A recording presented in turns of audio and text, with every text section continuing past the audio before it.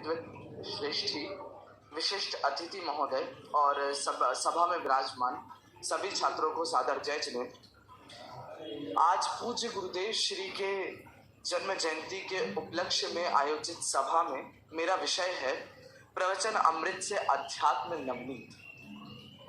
देखिए, वक्ता परिस्थिति के आधार से अपना वक्तव्य को तय करता है और पूज्य गुरुदेव श्री का जन्म उस समय में हुआ जिस समय लोगों के पास चिंतन तो था, परंतु उस चिंतन में अध्यात्म नहीं था।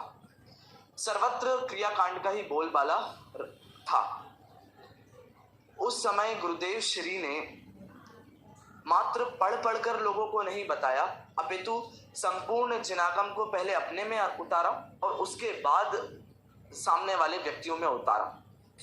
उन्होंने अध्यात्म की प्राण प्रतिष्ठा करके उस अध्यात्म को जन जन का विषय बना दिया।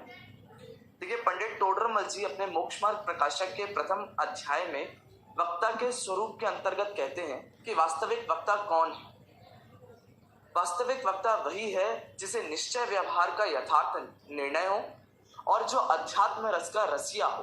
तो गुरुदेव श्री उन व्यक्तित्वों में से थे जिन्हें निश्चय व्यवहार का तो वास्तविक यथार्थ ज्ञान था और वे आध्यात्म रस के रसिया भी थे, तभी वे स्वपर कल्याण में सहायक बन सके। गुरुदेव श्री के प्रवचनों में जो परम शुद्ध निश्चय नय की मुख्यता होती थी, उसी के कारण वे आज हम सभी के प्राण हैं।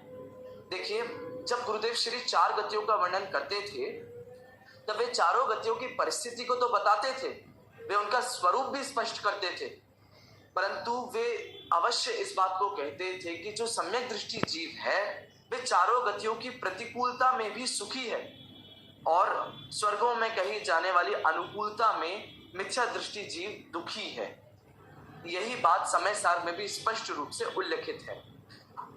वे कहते थे, देखिए, वक्ता के सामने कभी कभी ऐसी परिस्थितियां भी आती हैं कि उनके सामने जो ग्रंथ जिस नय की भाषा में बंधा हुआ हो या जिस अनुयोग की मुख्यता हो, उसे उसी भाषा में, उसी नय की भाषा में कहना पड़ता है। तो गुरुदेव श्री ने चरणानुयोग प्रदान ग्रंथ पद्मनंदी पंचविंशतिका का सभा में 3 बार प्रवचन किया।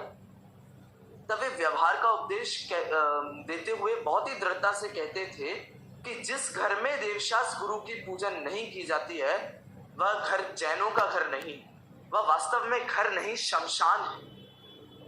और इन सभी कथनों के